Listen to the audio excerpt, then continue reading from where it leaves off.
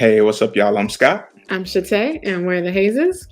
Welcome to the Love Haze podcast, where we talk about those unspoken hard parts of life. We love to process out loud what most people experience in silence. That's right. This podcast is for people like us who want to disrupt those cycles, mindsets, and behaviors that no longer serve you so that you can heal your relationship with yourself, y'all. Yes. And that way you can go on and lead healthier, freer, more fulfilling lives. We spent the last 3 years and some change, y'all, just having some of the most cathartic, transparent, and transformative conversations about our stuck places, the hard parts of life, and healing really all parts of us.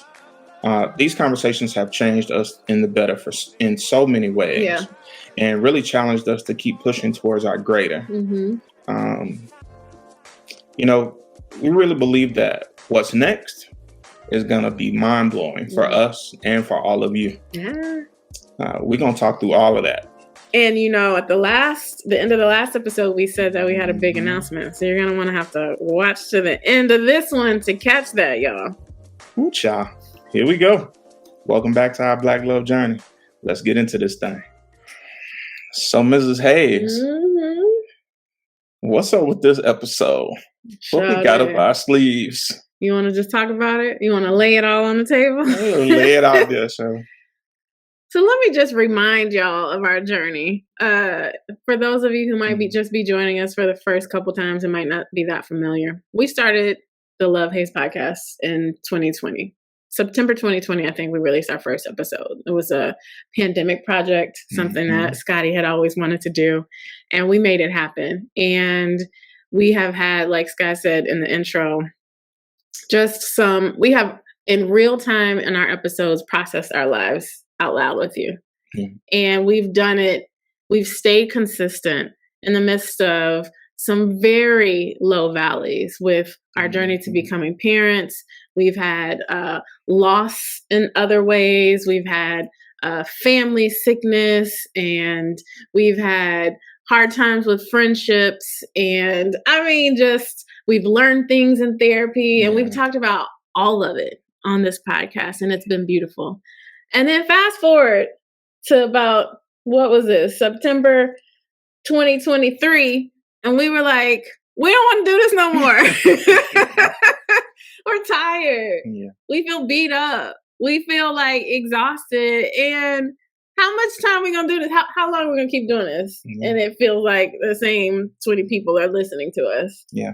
And so we, processed that out loud with y'all too in episode 70, like, what to do when you feel like giving up, what to do when you feel like quitting. Yes. And so we have found a way to sort of push through all of that and make it to the end of 2023, but God, y'all, and are really preparing ourselves for what is next. Yeah. And I would say this year in particular, I know I was tested unlike any other year that I can recall in my recent life. And I'll start off by saying, and you probably heard this on a previous episode as well, my intention for the year was trust. Mm-hmm. And the way that I have been stretched into trusting myself and trusting God has just been mind-blowing and very hard. And I think I have cried more this year than I have in a very long time. Mm-hmm. And there's so many different ways I have sort of either demonstrated that self-trust or tried to lean into that a little bit more that I can't wait to share with y'all. But I want to start with you, Mr. Scott Hayes. Can you tell us about a time when you felt like, you were in a season of life and that you felt like it was time for more, like there was time for a pivot. A pivot was sort of arising. Like, what did that feel like? And the reason I bring that up, in case y'all haven't noticed, like the title of this conversation is Made for More. And so we are both feeling like we're made for a little bit more and that there are some shifts taking place in our life. Yeah. And we're going to share a little bit more about that at the end of this conversation. But to start us off, like, how do you know that it's time for a pivot or a shift in some sort?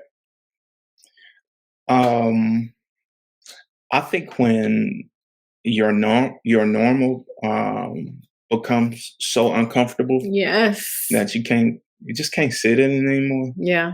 You have this inkling that won't leave you alone, that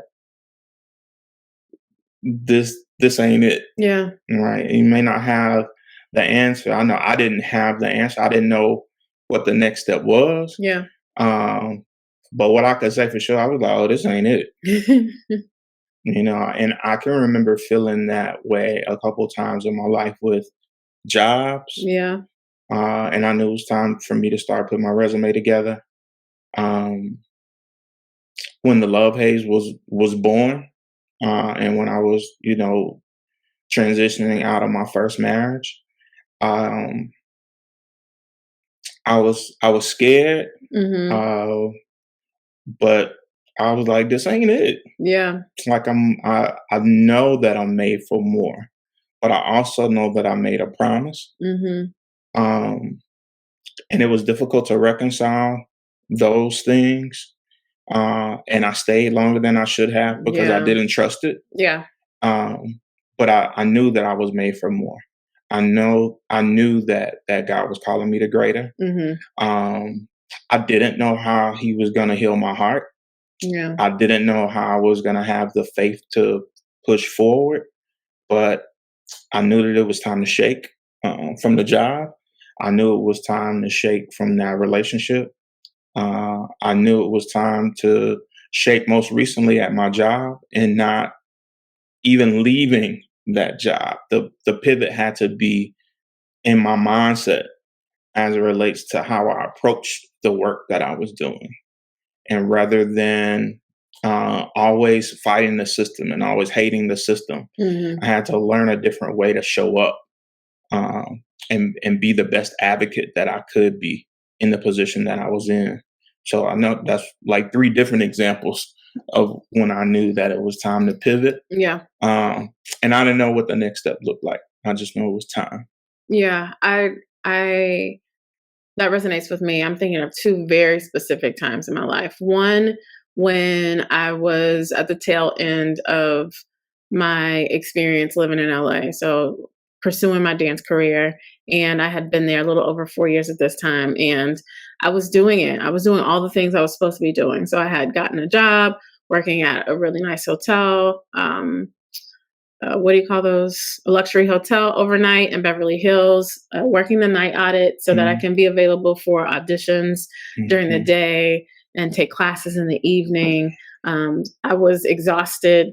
I didn't have a ton of money. Here I am with a college degree, trying to make it. I had an agent, had a great agent, one of the top dance agents, doing everything I was supposed to be doing. And I was just exhausted and burnt out, and I think, in some form of a depression. But there was something about my life that was just, I just felt constant friction, just Yeah.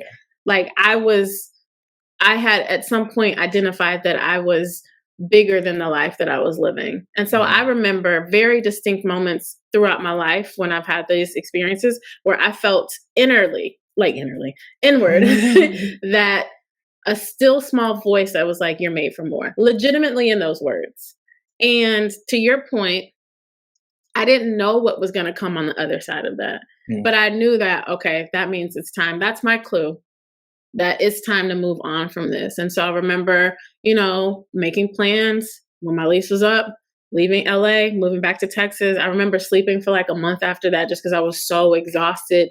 And then I tried to figure out, what was next for me. I know y'all have heard on this podcast as well before, like I slept for a month and I thought I was going to quit dance. And then, Mm-hmm. all of a sudden I'm back in Texas, and I danced, more in that first year there than I did all 4 years in LA. And on this side of it, I can understand, like, well, LA is hella saturated, not as many actual professional dancers in the Houston Yeah. area. I have the professionalism, I have the skill set. I know, so I was able to go in and sort of, rake up all the jobs, quote unquote. Then there was another time, a similar situation. I was actually in my dance career. My career had evolved so many different times. So at this point, I had done a ton of commercial things, ton of musical theater, choreographing, performing, all the things. And I was a dance educator. So I had gone to grad school, got a master's in dance, and I was teaching all over the DFW area. And actually, genuinely, at one point of that part of my life, really enjoying it. I was teaching performance classes and technique classes and teaching folks how to launch their dance careers and just like how to be professionals. I was really starting to put so much of the career development, career building, business building, like freelance business building into my curriculum. And I was adjudicating a concert in Corpus Christi, even though I was living in Dallas. So that means I was like, I went to a dance festival at a college, and I was like judging, giving feedback on dance, concert performances and teaching classes. And I was headed back to Dallas, and it felt like out of nowhere, but I remember driving back to Dallas from Corpus Christi, and I was like, I'm made for more. And then I went in the next Monday and told the department chair, like, hey, I'm not coming back next semester. I don't know what that means. I don't know what I'm moving towards, but I just knew that it was time for me to move on. And so I just started to set things in motion to move on. Now, y'all gonna have to go back and listen to some older episodes. We talk about what happens on the other side of when you take a leap of faith. Like, it's not always like, ooh, I leapt, and then I landed beautifully and gracefully, and then my life just appeared magically to be new on the other side. No, like on the other side of both of those pivots, I remember being frustrated. I remember questioning if I did the right thing. I remember having like not a lot of money. Like, why did I leave a job? And so like, just all of that. But eventually found myself to like a sweeter, more inspired life. Yeah.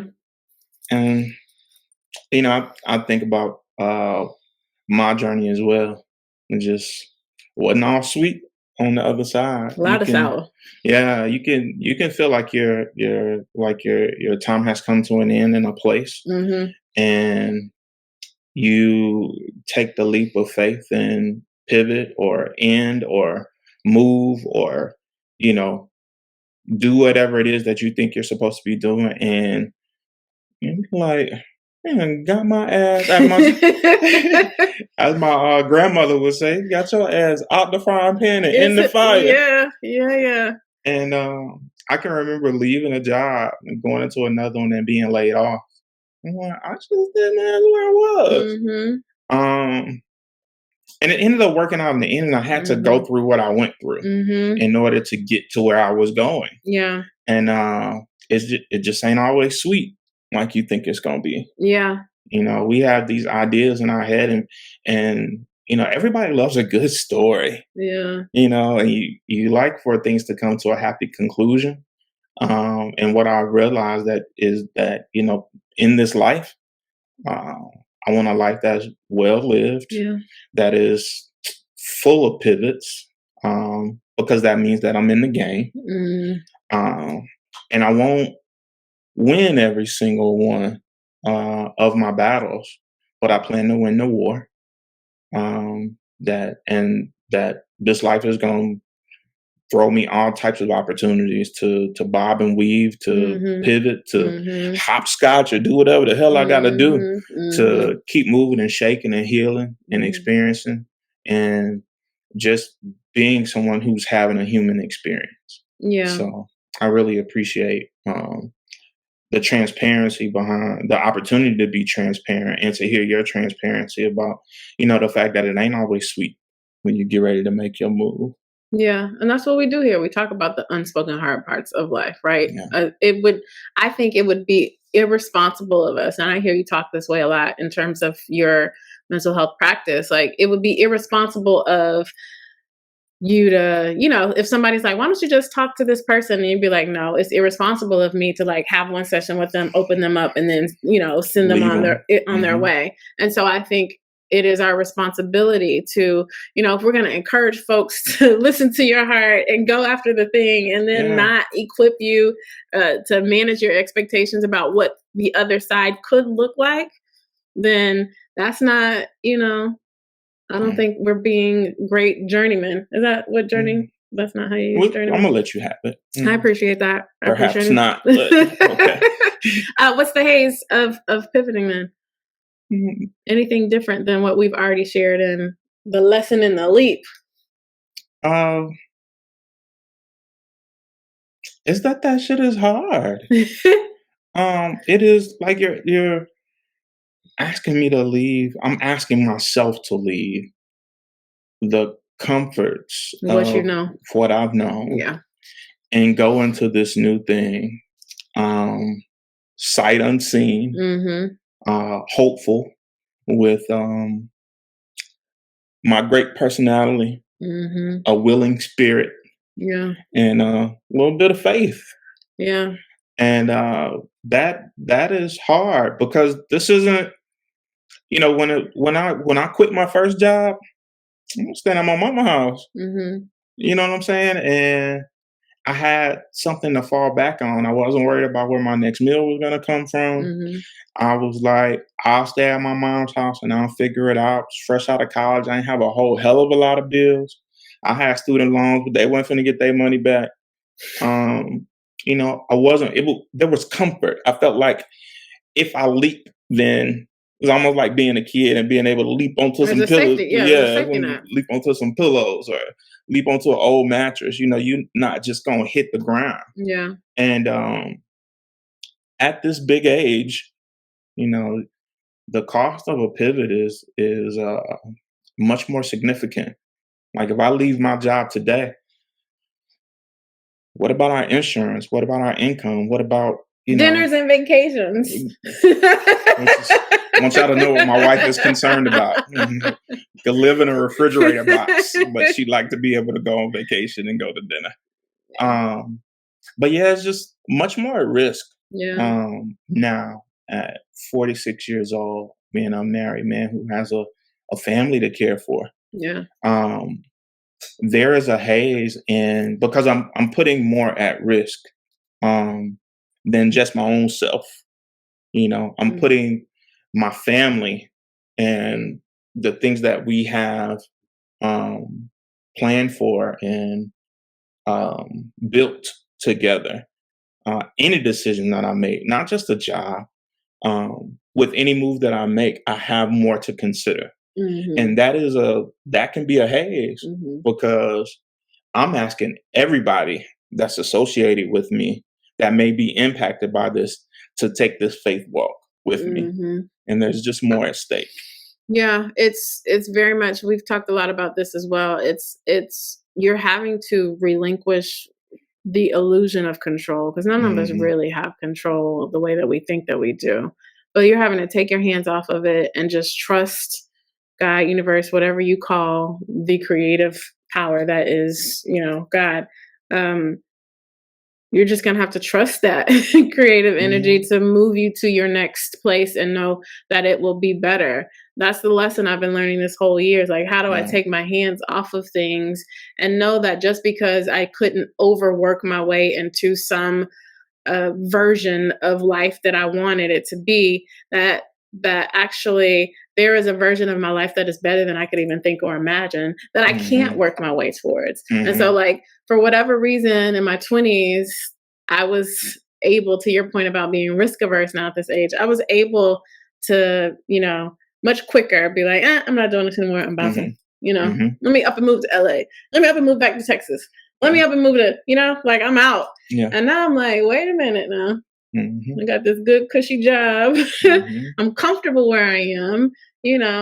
I like the Delta Sky Club and all the things that the things that we do. So yeah, I think it's the like you said before, jumping out of the frying pan into the fire, like just going from something that you are aware of and that you don't know what this next place is going to be like, and having to trust that and having to relinquish control, all of those things. And it's the uncertainty can be so anxiety inducing, and like you could tell yourself all these stories about what it'll be on the other side, and like it's really, how do you manage yourself? How do you manage your emotions? How do you manage your expectations? And then how do you trust yourself enough to know that, like, if I take this step, it'll be okay. I'll be okay. Yeah. And so you're asking me how to navigate the haze? Yeah. I mean, while you're thinking, there's this one book that I'm reminded of, and I haven't picked it up in ages, y'all. I read this in my 20s, maybe early 30s, and I'm trying to remember Joel Osteen, who I grew up in Lakewood, if y'all didn't know. his sister Lisa Gomez has a book, and I'm trying to remember if it's either him or her, but one of them have a book called Made for More. Like legitimately, that's the title of the book. And I remember reading it when I was, like I said, in that age range. And I don't remember anything specific because obviously it's been so long, but I remember the gist of it just being pouring into you, into your spirit, that, you are made for more than like maybe you settle for. So I will make sure that we link that. But how do you navigate said haze? There's no easy answer. Mm-hmm. It is that you just do it. And that you find a way to trust the process. Mm-hmm. Um, I, and let me use my I statements. Mm-hmm. I have to release myself from the idea that only positive will come on the other side of taking a leap, of being made for more, of being tired of being in a space. Um, you know, it goes back to the point that we were talking about a little bit earlier about always wanting a happy ending, and the way that I've been able to semi-successfully navigate the haze has been that I know that this is only part of the process. It is only a chapter in my story, or even a page in a particular chapter, and that I am doing the best that I can in this moment with the information that I have, and knowing that this journey is not for me to be standing still, that I cannot control the way that the wind blows, that the best that I can do is set my sail and be able to, ride the waves, be the best that I can at being able to navigate the waves and the waters that I'm in, and being a master journeyman, being a person who is not necessarily has to be in control of everything that happens, but being able to master the way that I feel about what happens, being able to control the emotion that's associated with the ebbs and the flows of life, to be able to find my happy and find my wholeness, even when we're in the valleys, to stay faithful to the promise that I made, even when I don't feel like it anymore, when things don't go my way. And we've been talking a lot about what healing has meant to me. And healing has meant really like my character has been exposed in a whole bunch of ways. And I've had to learn to be good even when good things don't happen to me, even when, I don't get my way. And who I've been in the past has been a person who, like, I ain't doing good no more because it didn't go my way and good things didn't happen to me. Or shut everything down. Shut everything I down. don't need nothing. I don't want nothing because it didn't happen the way I wanted it to. Yep. And I have been good. You know what? I said that to them. They don't need that from you. But I've been notorious for that. And I've had to become I had to be exposed for being a person who had some bad character traits. And I've had to become a person who navigates with the same attitude when the wind is blowing the way I want it to and when it's not blowing the way I want it to. I've had to be a person who learned how to overcorrect, how to get things back in line, if will, when the day is just not a good day. And the way that I choose to navigate this journey is to trust myself to do the right thing, even when I don't feel like doing right because it hasn't produced the fruit that I wanted it to produce. Yeah.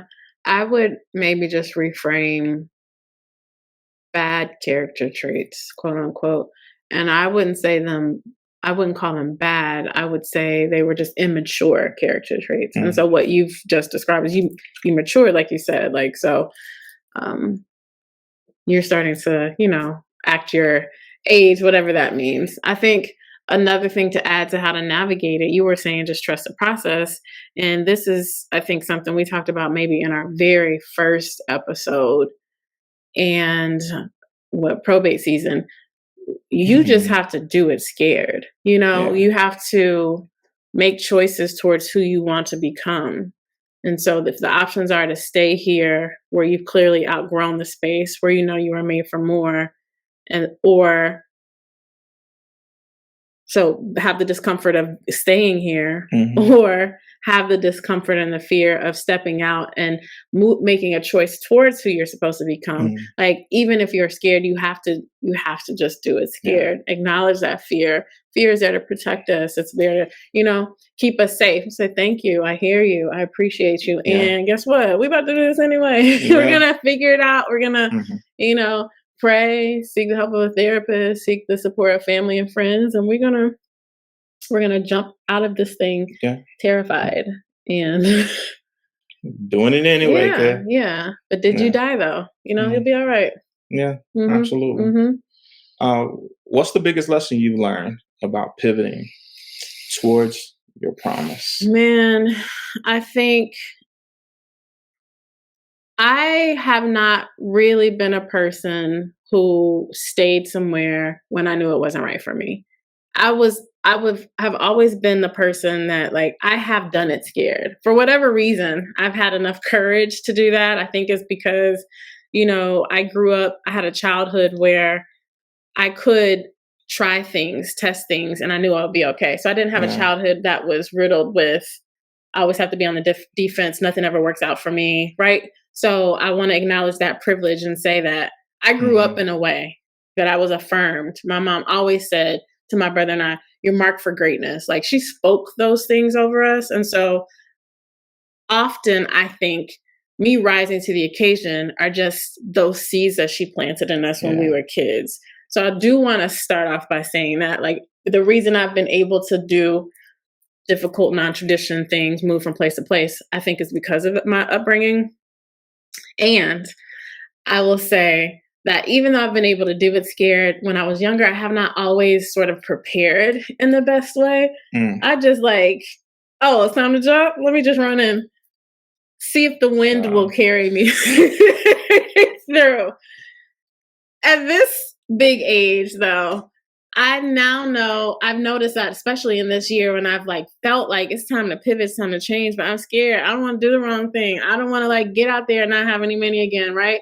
What I think I have been sort of sitting with is okay, there's a way to pivot and there's a way to prepare as much as you can. How can I be wiser in how I pivot so that I'm not just out here all willy-nilly starting completely from scratch? And so I think that's probably the biggest lesson I've learned. Yes, do it scared. That's not where my gap is. My gap has been okay, if you're going to pivot, you can also be responsible in how you do it. Yeah. You don't have to just burn the whole house down and don't have, there's a way that you could do it that doesn't have to be as difficult as my pivots had been. I'm just out here just jumping all willy-nilly. What about you? We had totally different upbringings. I was raised to operate in fear, to always be cautious, to always no, we don't have enough to do this. And it, some of those conversations were about money, but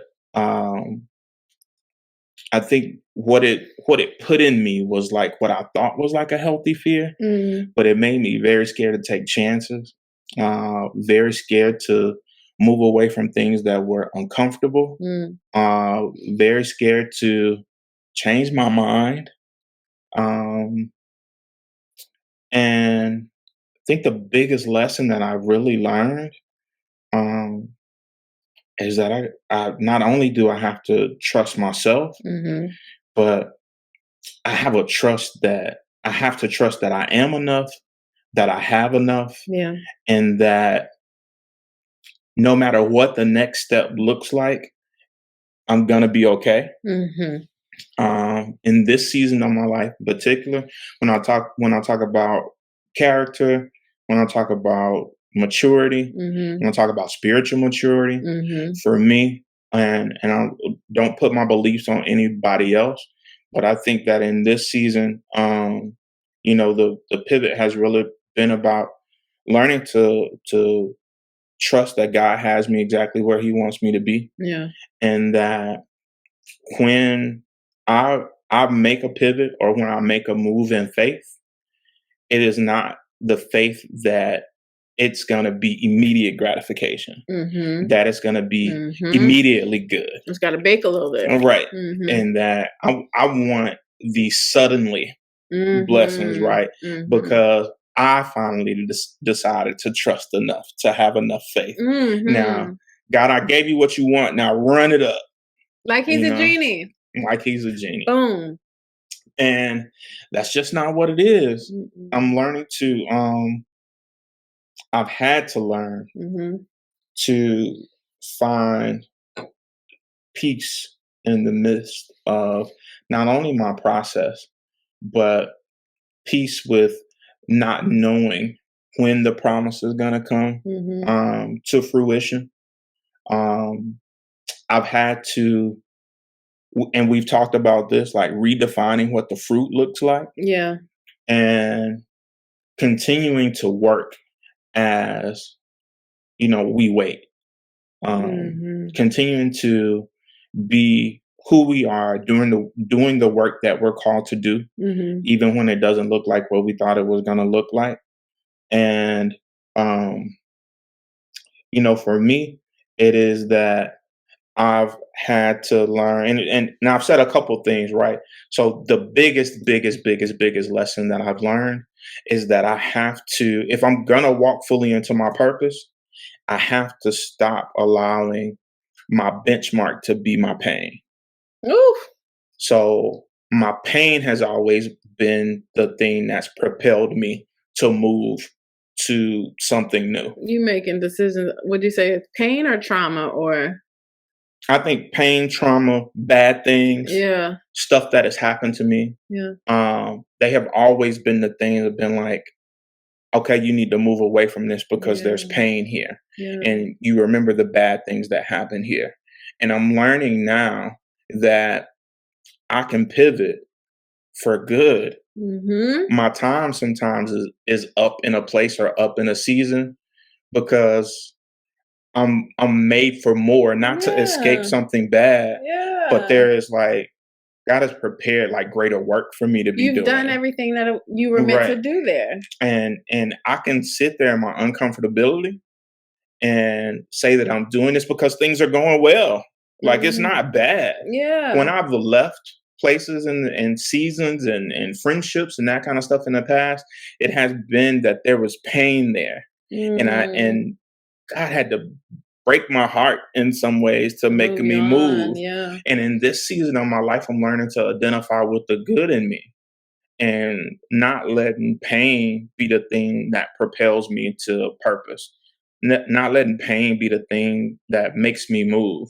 I've been hard headed for a very long time. And so God sometimes had to thump a Negro, to make me move. And in Mm. this season, I'm learning that, it can be good. It can be that God has more for me to do, that my purpose is greater. And I can take this good and move into and expand to do more good in the next place. Mm. Slow clap, y'all. You gonna slow clap me up? That breakthrough, though. Mm. Oh, yes. That's what maturity looks like. That's what growth looks like. That's what healing looks like. Bam. Yeah. That's beautiful. I don't see that. That's beautiful. Mm-hmm. Yeah. I want to give you all the slow claps. I mean, okay. This is a perfect segue into our announcements. We got 2 of them. Mm-hmm. Watch this. Watch this. We doing that. 2 of them. Okay. Oh, that was so good. That was a good one, Mr. Hayes. Okay. First one. I want you to call me that from now on. I don't think I'm gonna do it, Mr. Hayes. I don't think so. I like it. First one. Drum roll, please. Okay. Let go. So this year, with my theme of trusting myself, for a while I have been looking for like a mastermind type experience. And at the end of last year, I ran across Rachel Rogers and her Hello 7 company. She teaches women entrepreneurs how to grow their businesses to $1 million and beyond. And bought the book, We Should All Be Millionaires. 100% think anybody should read it. Like the principles there, I think could help anyone. And then I was looking for other ways to be involved, like to like learn from the group. She had a club, and at the time it was waitlisted, so I couldn't join. And then she had this challenge at the top of the year. I was like, oh, I'm gonna do this challenge. I can't remember what it's called. Maybe it was 10K. Make Money Moves Challenge is what it was called. So then she had this coaching certification program. And when I first saw it, I was like, no, thank you. I'm not a coach. You've been on that for a minute. It's not for me. But it kept coming back up. And so back to the earlier part of our conversation, like how you know when it's time to pivot. Like, I don't think the thing is going to go away if it's something you're supposed to be paying attention to. Anyways, I took a leap of faith, joined this coaching program, talked to my husband about it because it was the largest. It horrified me. This is the most I've ever invested in myself. And I took it as a challenge about how much am I going to trust myself? Are you going to trust yourself to show up in this space in this way? Are you going to trust yourself to get the results that you can get? Are you going to trust yourself to make the money back? Like all of those things. So I did it, y'all. I have been in a business coaching certification program for this entire year. I don't know why I was running from it. I have been coaching folks to launch their careers, to launch their freelance arts businesses for years, and yet for some reason I was like, I'm not no coach. But anyways, I finished 6 months of training. I am in the certification period right now. It's wrapping up actually, where I've had to do a final exam, about 20 coaching sessions, which I'm just about at the tail end of.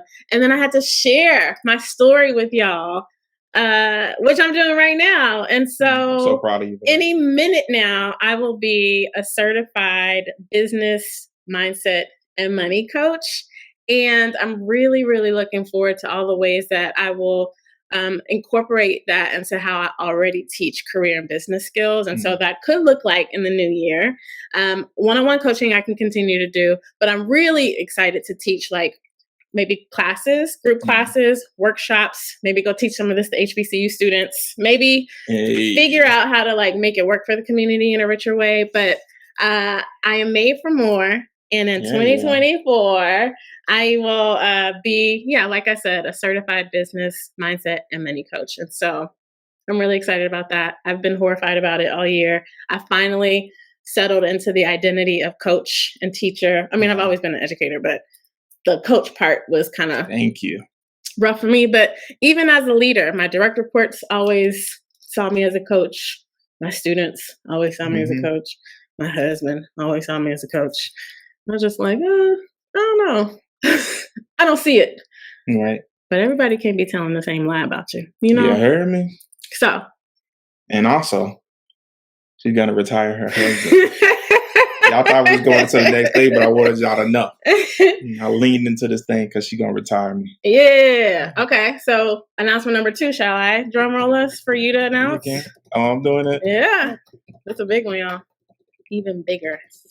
You ready? Damn, I thought I was. We're going anyway. We're going to keep it going. Okay. So listen, I'm sure you can tell that we have on different clothes. We have cut away from the episode. We are interrupting your regularly scheduled programming. Come on. All right? Because we want to just live out loud. We had filmed this episode and had chosen something very specific for this second announcement. And then we had to go back and change it. We had to pivot. We got new information. And we had to make some new decisions. And so here we are coming back to you, refilming that part. We didn't want to like put the same clothes back on and just like edit it and make it seem like we had it together. I'm going to be honest with you. I got my hair done since then too. So my little locks are a little cleaner and stuff. And Mine too. so, I mean, not that you were paying attention to things like that, but it was like, why try to make it seem like we had it together in that moment when we can just show what it looks like to be in process? So don't make me preach, because that's really all we've been doing the whole time we've been doing this. Yeah, it's just like being honest about, when we have to pivot, when we have to rethink, when we have to do something a little bit different. So that really leads into what we want to announce. Go for it. What's announcement number 2? First of all, we're not quitting. Second of all, instead we are evolving. Yes. Into Healing Myself, the podcast. Healing myself. Healing myself. I'm healing myself. I can't do that. I'm look cool. Healing myself. Yes. I need like a Jay-Z verse to go with that part of it. Official request, please. So, Healing Myself is just really all about taking the responsibility of making sure that you heal you first. Yes. We do so much work around like our relationships with other people, our relationships, just between couples, between, husband and wife, how we approach the world, all of those things. And I think what it has drawn us back to is the fact that I got to heal me first before I can do any healing work with my relationship with anybody else. Yeah. So much of this has come back to self-trust. Yep. How I feel about me, how I got to show up in the world in this particular way. And a lot of it was rooted in like trying to protect me, so many conversations about protecting little Scott, protecting little Chate, and, also giving ourselves like, limits and boundaries, all of those things. So we really want to just lean into the fact that so much of these conversations have been about healing ourselves. Yeah. And so we will be Healing Myself, the podcast, moving forward. Yeah, I'm so excited about that. So that means that in 2024, we will still be here. You'll still see us and hear us and join us in conversations in the same vein that we've had this whole like 3+ years. It'll just be under a new name, and we'll have more merch, we'll have more events, we'll have just more conversations about, how we heal ourselves first and how that impacts the way that we show up in the world. We got a little something more. Like we say a little bit more about it in when we originally filmed. So we're going to cut to that real quick and we will be right back. Just a few minutes ago, I was talking about, how I've always kind of operated from my place of pain. When the Love Haze was born, it was born when I was in a very difficult place. I didn't know what it meant. I knew that I needed a healthy place to process the pain that I was going through. And it was a beautiful play on my last name. Now our last name. Last name. And it felt like being hazed, being online and getting beat for something that you really love. And it was about, the way that love can haze you. Yeah. Love is something that we all want and desire, but it can be a hell of a haze. It can be a hell of a beat down. Yeah. And what I was saying about myself earlier proved positive or proved itself in the naming of the Love Haze, because I was talking about my pain, but I wanted to talk about my pain in a way that was positive, that didn't take a dump on the people that I had been in relationship with, that some of the pain was birthed from. Yeah. But years of therapy, realizations about how my trauma has showed up in my life, being a bigger kid, always being the person who talked about myself first before anybody else could, evolved into a person who talked about my pain first so nobody could use it against me. And it was that I was transparent in this way about my pain. And with the shift, I want to be transparent about my healing. Boy, Um, don't make me run mm. around this kitchen. Woo! I honor the way that my life has changed because I don't talk about things anymore from my pain. Yeah. I think about it and I talk about it from my healing, right? And it is that healing is for every one of us. It is something that everybody has to do. And the community that we are building, we want it to be a hub, a place where you can go and get healing for whatever it is that you need, yourself. that Yeah. you've been through, Mhm. that you're talking about, that the difficult conversations, yes, they are difficult, but this is the healing for it. Mhm. And rather than magnifying the haze of it, the pain of it, we're talking about the healing of it. And Shatay didn't want to be a coach. She didn't want any confusion about, I'm not a healer. I'm not, and she doesn't understand that. She didn't understand before we had some of these conversations, that we all are. We all are healers. And it doesn't take a clinical licensure to coach people into healing. I believe that my wife is going to be coaching people into healing their relationship with their careers, to healing the relationship that they have with themselves about their worthiness for the next step in their careers. That I will do the mental health piece. But while I'm doing the mental health piece, there will still be ongoing healing happening inside of me. Yeah. While she's doing the career coaching piece, there will be ongoing healing happening inside of her with her own career moves. She's in the midst of it right now, healing some things. And when we heal, it is our obligation to give people the blueprint on how we did what we did.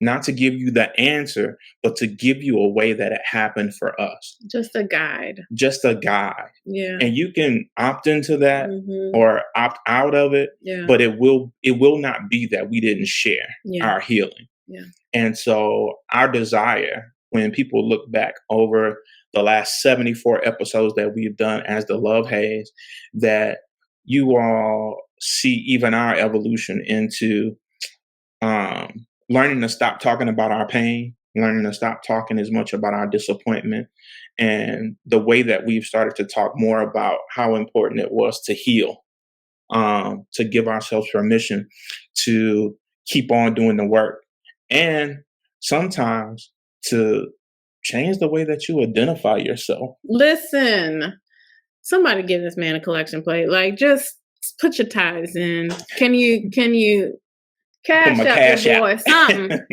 Yes, how you see yourself. That reminds me so much of. I'm obsessed with Kirk Franklin's little mini documentary, Father's Day. And he said, you get to a certain point where you ask, like, who am I well? Because you've been so steeped in your identity of trauma. Your identity is enmeshed with your stuck places. That's just who I am. I pop off.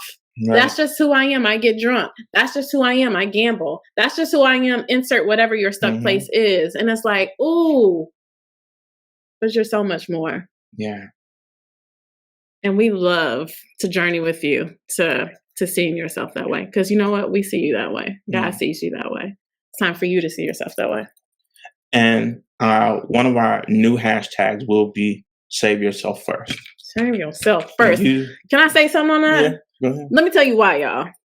Your relationship with yourself, we've said this before in this podcast, it informs how you show up in every single part of your life. So how you think about yourself and feel about yourself will dictate how you show up at work, how you show up in your romantic relationship, how you show up in your friendships, how you show up in your relationship with your money, how you show up in your relationship with your physical health, how you show up in relationship with whether or not you opt to go and get therapy or not, how you insert whatever other part of your life as a brother, a sister, a parent. And so if you don't address what's in here, it's going, Yeah. And then, it is many of the conversations that we've had about people not being able to show grace to other folks is because they haven't learned how to do it for themselves. Me. Like if I learn to have grace for myself, then I can entertain maybe giving grace to other people. Yeah. But even when you board a plane, they tell you when they're going through the safety briefing and all that kind of stuff, if anything pops off on this plane, you take this oxygen mask, you put it over your own self first. So save you first. And I can breathe, then I can help to save someone else. If I die trying to save you, healing is not about martyrdom. It is about giving myself permission to save me first. Ooh, child. And my impact can be so much greater once I save me, because then I know how to save, right? I know how to save. And it is not about learning to be selfless. It's not a life of selflessness. It is giving yourself permission and understanding that being selfish is not a cuss word.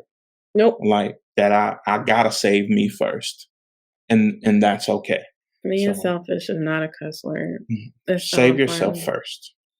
So, I mean, tell us how y'all feel, y'all, about these 2 bombs we just dropped. Give us a comment. Let us know what you think. And yeah, we can't wait. Like we talked about this a really long time before we even filmed this episode. It has been an ongoing conversation. So even though we both sensed the pivot, we knew, I choose to believe that whole, like, should we keep going with the love haze was really more a feeling, a nudging, a knowing that actually the love haze has run its course in some way, but it doesn't mean the work has run its course. Yeah. So we are keeping the work going. We're continuing to lean into what we feel like we're purposed to do. And we are just evolving what that looks like. Let's talk about the music for the moment. Like, what is this Made for More feel like? So for me, Made for More feels like the song Ambition by Wale. And, in the song, he talks about, the fact that you can dream a dream. The dream a dream is easy, right? But to live it is hard, right? So we've had these ideas about changing, about pivoting, not knowing what that pivot was going to look like. But like Shatay said, we just had this nudging that,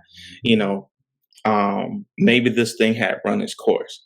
And I think, everything that we've talked about rethinking what the fruit looks like, not knowing, being uncertain, but knowing that your time is up in a space. The time is up for me and for us to stop talking about just our pain. And it's open for us to start talking about healing. And we're going to dream this dream. It's going to take us a little while to do all of the rebranding stuff. But, man, y'all love us for our ambition. Yay! Because we aspire to greater. We are made for more. And so are you. Amen. And my song, I got my Spotify Unwrapped, y'all, for 2023. And kind of surprisingly, but not really surprised, Slum Village was my top listened group. Now that they are one of my favorite work playlists, and I do work often, so I guess that makes sense. And so in honor of my number one artist listened to this year in 2023, I opted to choose Get This Money. Yes. Hey. What you gonna do today? Y'all, it's literally about grinding, getting paid. I'm leveling up today, okay? Yes. Like beyond the financial piece of it. Like I'm hustling, I'm grinding, I'm moving to the next thing. Come on, Coach Tay. Okay. And as we prepare to sign off our final episode as the Love Haze podcast, can't believe that.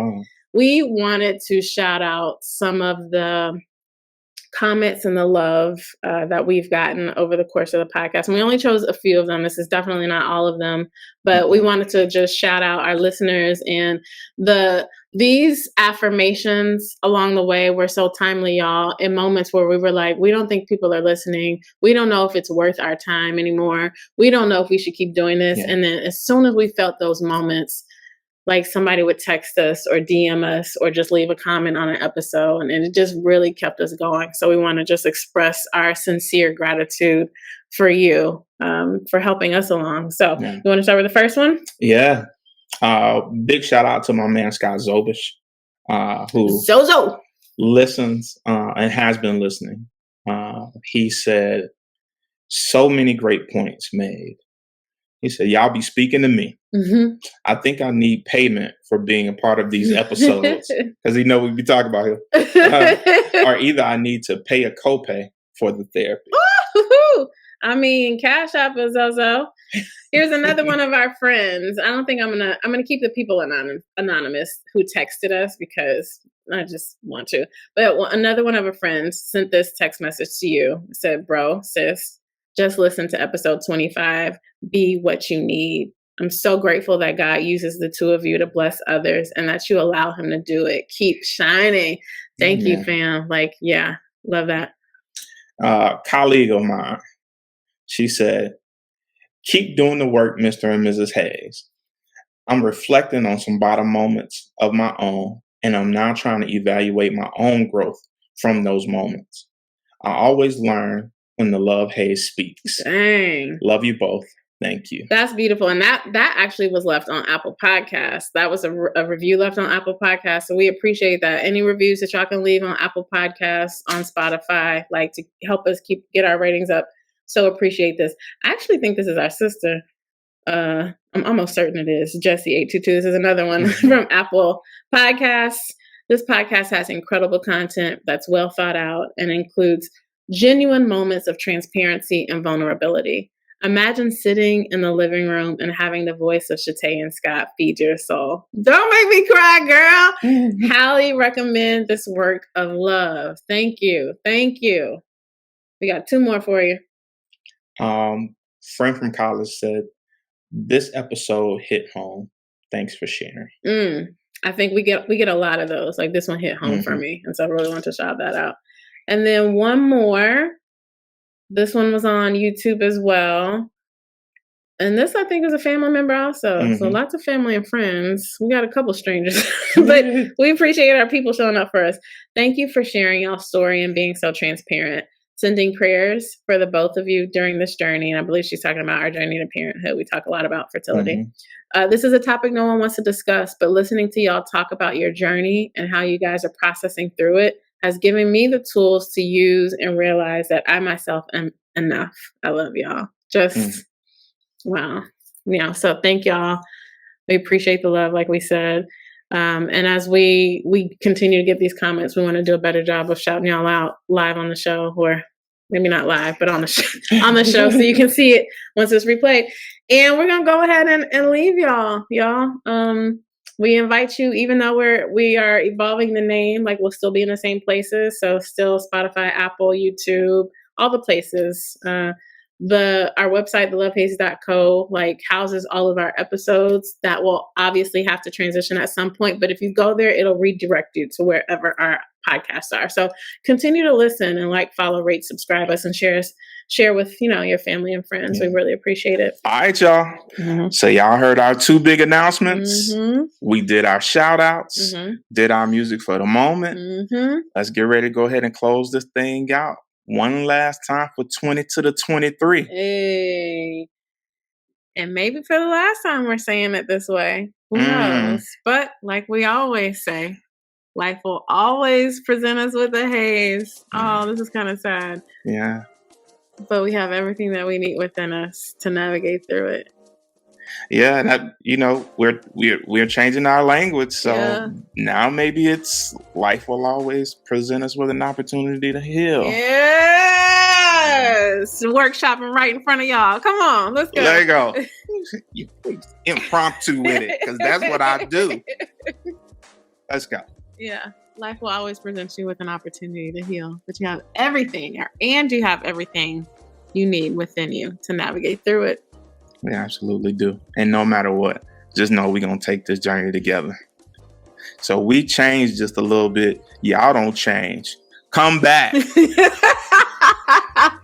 That's real, y'all. Peace.